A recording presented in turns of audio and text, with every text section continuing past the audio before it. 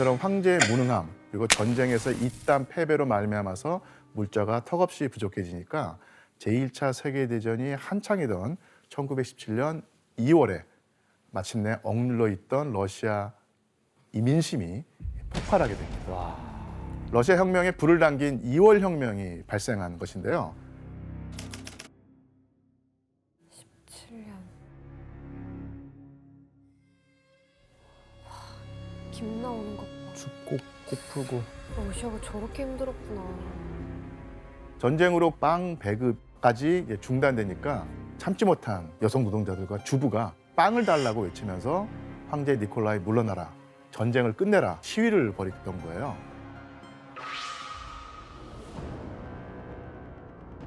소규모였던 시위는 점차 커졌고 도시 노동자 대부분이 참여하면서 수만 명, 수십만 명까지 규모가 늘어나게 되죠. 와. 사람들이 풀났어. 저 광장을 진짜 가득 채웠네요. 와, 대박이다. 와. 잘 좀 하지. 아유. 이젠 안 참아. 예. 분노가 보이네요. 네가 죽던 내가 죽던 뭐 이거 단판 지을 생각인데. 절박함. 그리고 이 소식은 전쟁터에 나가 있는 니콜라이 2세에게도 전해졌습니다. 아. 이 소식을 들은 황제가 시위에 어떻게 대처를 했는지 알 수 있는 말이 있는데요. 내일부터 수도의 거리에서 모든 소유를 진압할 것을 명령한다. 조국이 독일과 힘겨운 전쟁을 치르고 있는 때 소유는 결코 용납될 수 없다. 폭동을 일으켜? 니는 죽었어. 이거 아니에요? 예, 황제는 1905년 피해 일요일처럼 다시 한번 백성을 강경하게 진압하라고 지시를 합니다. 전쟁에서 쏠 총황도 부족한 상황에서 백성에게 발포를 명령한 것입니다. 그래서 2월 26일 아침에 결국 백성을 진압하기 위해서 병사가 도처에 배치됐고요. 이때 황제의 발포 명령을 전달받은 병사들은 어떻게 했을까요? 못 쏠 것 같아. 쏘나요? 못 쏠 것 같은데 느낌이. 병사들은 백성에 대한 사격을 거부하고요. 그러니까. 허공에다 대고 총을 쏩니다. 와. 시위대를 죽일 수 없다는 얘기죠. 그리고 시위대에 총을 들고 합류하기에 이릅니다. 이때 시위대에 합류한 병사만 해도 모두 7만 명에 이르렀다고 해요. 이렇게 무기를 가진 병사들까지 시위에 합류하니까 혁명은 걷잡을 수 없이 커졌습니다.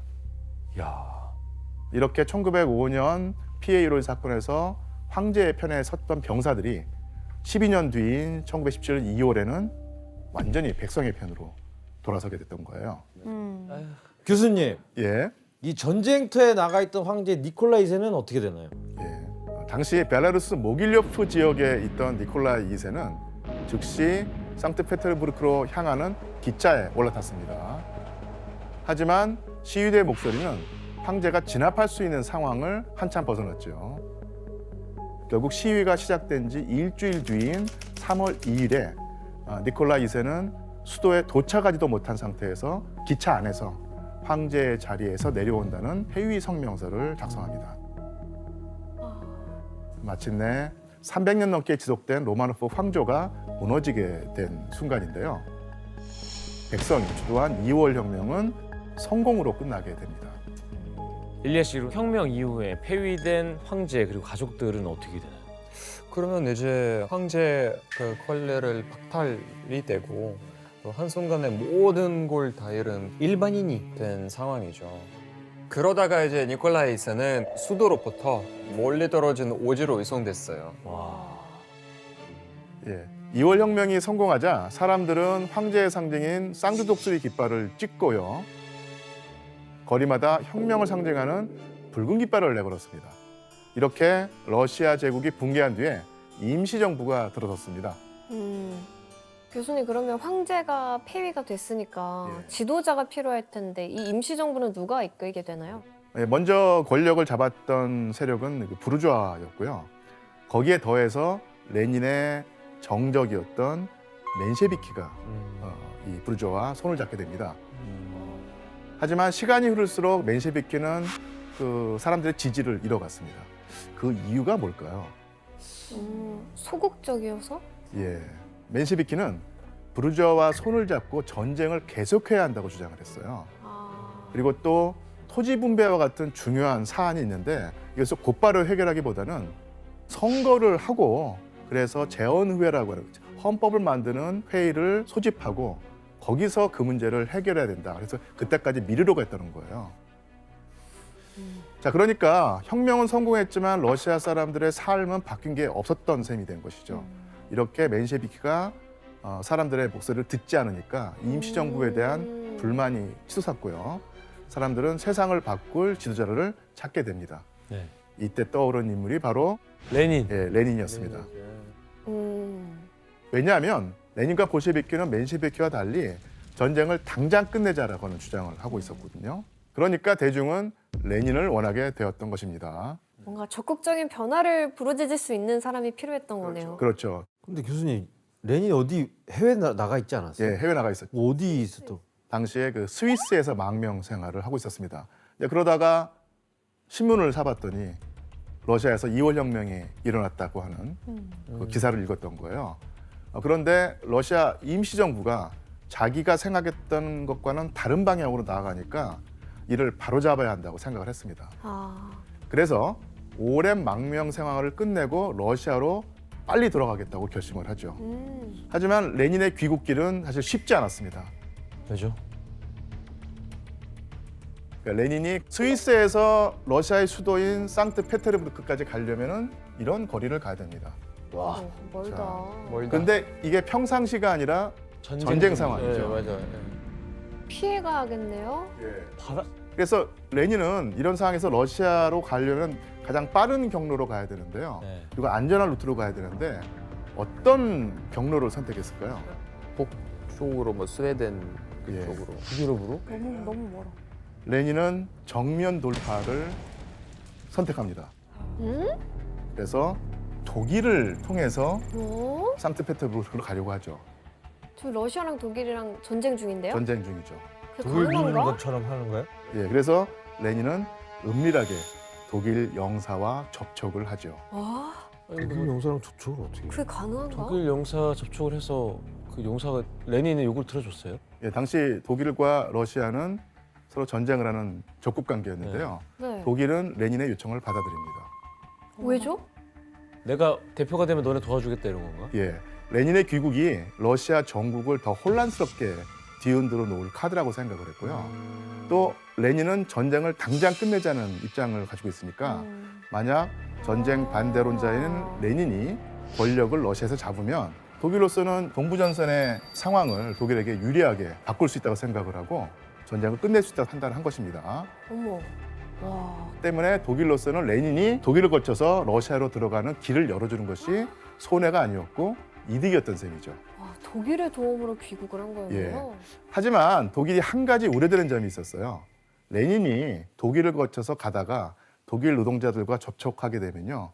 사회주의를 전파해서 전쟁 중인 독일에서도 혁명이나 사회 혼란이 일어날 수 있다고 이제 걱정을 했던 것이죠. 또 마르크스의 나라니까. 예. 그래서 독일이 또 머리를 써서 레닌이 독일을 거쳐가는 동안 독일인 누구와도 접촉하지 않고 러시아로 갈 수 있게 하는 방법을 고안해냅니다. 뭐지? 자, 이때 독일이 레닌의 귀국을 위해서 준비해준 열차를 일명 밀봉 열차라고 불렀는데요. 그 이유가 무엇일까요? 브레이크를 뗍니다. 아, 진짜 그냥 참신해. 러시아까지 직항으로 갈 수 진짜 있게. 참신해. 아닙니다. 자, 이제 문은 그러니까 안에서 못 열고 밖에서만 열 수 있게 밖에서 걸어 잠갔고요. 창문을 완전히 막아버렸던 것이죠. 와. 예. 와.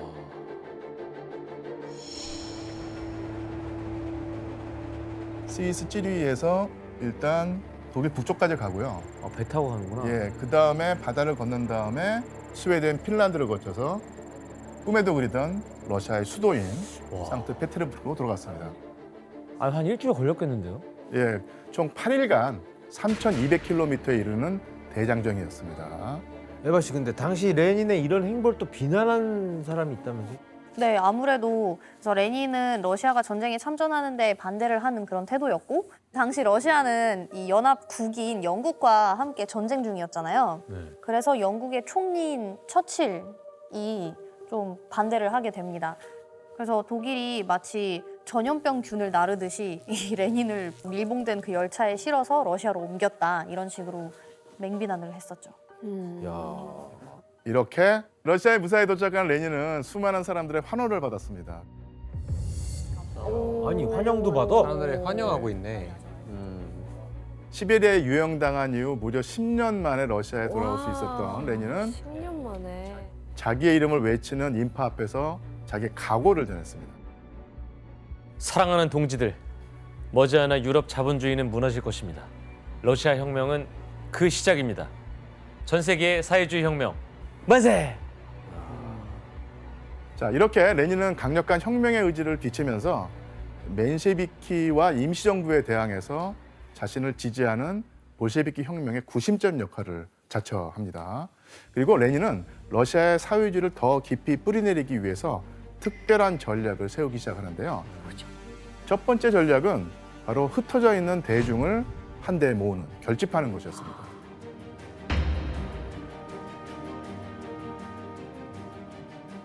자, 이를 위해서 레닌은 러시아 사람들이 지금 가장 원하는 것이 무엇인지를 파악하죠. 배고픔. 휴전.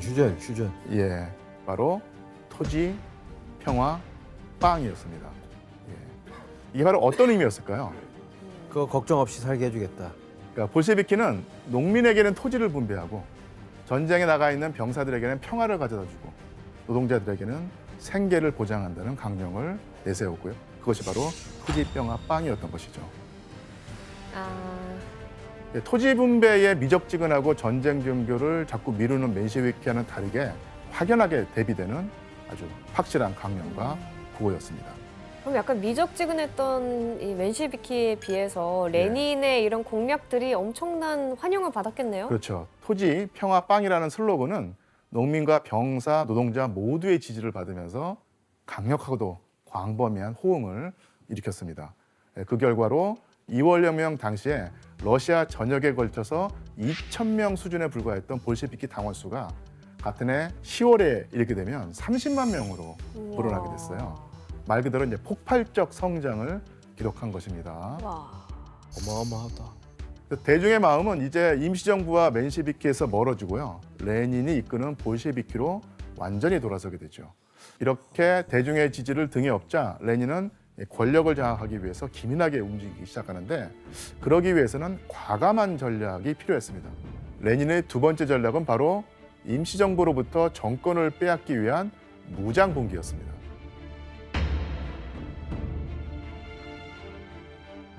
그렇다면 무장봉기를 일으킨다고 하는 계획을 들은 사람들의 반응이 어땠을까요? 얘도? 이러는 거 아니야? 예, 레닌의 주장이 워낙 과감하고 급진적이어가지고요. 같은 볼셰비키 당원들마저도 주저했던 거예요. 자, 이때 레닌이 한 말이 있습니다. 자, 규현 씨가 한번 읽어봐 주시겠습니까? 볼셰비키에 대한 공식적인 다수 지지자를 기다리는 것은 순진한 일이 될 것이다. 어떠한 혁명도 그것을 기다리지는 않는다. 예. 대중의 지지도 중요하지만 임시정부로부터 정권을 빼앗기 위해서는 한시라도 빨리 무장봉기를 일으켜야 한다는 것이었습니다. 이렇게 레닌이 끈질기게 설득한 끝에 결국 볼셰비키의 의견을 한데 모으는 데 성공을 합니다. 그리고 거사일자는 1917년 10월 24일에서 25일로 넘어가는 밤으로 결정이 됐거든요. 와, 그래서 24일이 되자 레닌을 비롯한 볼셰비키 지도자들이 비밀 본부로 모여듭니다. 훗날 10월 혁명이라고 불리는 봉기가 시작이 된 셈인데요.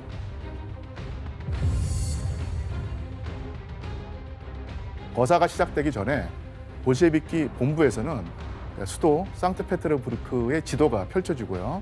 주요 공격 지점 그리고 점령 지점을 그리면서 전략을 세웁니다. 당시 레닌은 혁명을 성공하게 만들 계획을 전달했는데요. 레닌은 전화를 교환해서 연결해주는 전화교환국, 그리고 통신을 관장하는 전신국, 그리고 기차역과 교량을 점령한 뒤에 목숨을 걸고라도 지켜내야 한다고 생각을 했습니다. 통신 차단. 교통수단도 교통 끊어버리고. 예. 그러니까 지금은 당연하게 생각되는 전략이지만 20세기 초까지만 하더라도 다른 혁명가들은 미처 생각해내지 못했던 무장봉기 전술이라고 할 수 있습니다. 수희 씨가 생각 많이 해왔네. 예. 자, 1917년 10월 25일 새벽 2시 마침내 수도 상트페테르부르크에서 볼셰비키가 이끄는 병사들이 도시의 신경중추라고 할 수 있는 전화교환국, 전신국, 기차역, 교량을 장악하기 위해서 움직이기 시작했습니다. 자, 그럼 교수님 이제 무장봉기가 본격적으로 시작됐으니까 뭐 도시가 거의 뭐 쑥대밭이 됐겠는데요? 예. 그런데 예상과 달리 무장봉기가 일어난 동안 도시가 너무 고요했어요. 다 도망갔나? 왜 그랬을까요? 다들 자고 있었나? 자고 있긴 했지만 그러니까 기차역과 교량 전화 교환국을 점령할 때 저항하는 사람이 없었어. 거의 없었던 겁니다. 그렇죠. 아, 예. 당시 수도 인근 지역의 기차역을 점령할 때 어떤 그 기차역 직원이 그 볼셰비키한테 다가와서 한 말이 있는데 지원 씨가 한번 읽어봐 주시겠어요? 방금 강에 도개교를 올리라는 명령이 담긴 공식 전보를 받았으나 저는 그것을 따르지 않았습니다. 저는 당신이 노동자들을 위한 사람이라는 걸 알고 있습니다. 나중에 제가 매달려서라도 다리를 건너게 해드리겠습니다. 와. 야, 맹신자네. 증거밟고 가서. 그러니까 직원의 말에서 유추할 수 있듯이 임시정부와 맨셰비키의 인기가 너무 없었던 거예요. 이미 많은 시민이 레닌이 이끄는 볼시비키로 넘어간 상태였고요. 아. 그래서 맨셰비키와 임시정부의 본부였던 겨울궁전을 포위한 뒤에 임시정부의 항복을 이끌어냅니다. 일리아 씨, 당시 무장봉기 일어날 때 사람들은 반응이 어땠어요? 그 당시는 이제 너무나도 조용하게 진행되기 때문에 이제 사람들은 거의 이 무장비가 일어나는 것 자체를 모르고 있었다고 얘기를 해요. 그래서 뭐 전철이나 뭐 영화관 같은 경우는 이제 정상적으로 운영하고 있었고요. 영화를 보러 갔다고요? 네. 그러니까 그 정도의 평화로운 그런 삶을 계속 영위하고 있었고 또 볼셰비키가 이제 겨울 궁전을 점령할 때 겨울 궁전의 경비병들이 이미 고인주림에 시달려서 집으로 가고 없었다고 이제 얘기를 했었어요. 그래서 별다른 총성 없어서 사람들은 다음 날이 이제 되고 나서 볼시비키의 혁명이 성공했다는 소식을 알게 되었죠. 와. 그럼 우리가 생각하는 혁명이랑 많이 다르네요. 많이 다르죠. 유혈 사태 네. 있고 이런 게 아니었네요. 그러네. 예, 그렇죠. 혁명이 끝난 1917년 10월 25일 아침에 볼셰비키 혁명이 성공했음을 먼저 알린 것은 임시정부는 전복되었다. 노동자, 병사, 농민의 혁명 만세라고 적힌 포스터였습니다. 심지어 2월 혁명 때는 사상자가 1,300명이 나왔었는데요. 이 10월 무장봉기 때는 사망자가 6명, 부상자는 50명 뿐이었다고 그래요. 대단하다. 레닌은 마침내 임시정부를 뒤엎고 볼셰비키를 이끌어서 세계 최초의 사회주의 혁명인 10월 혁명을 성공리에 마칩니다.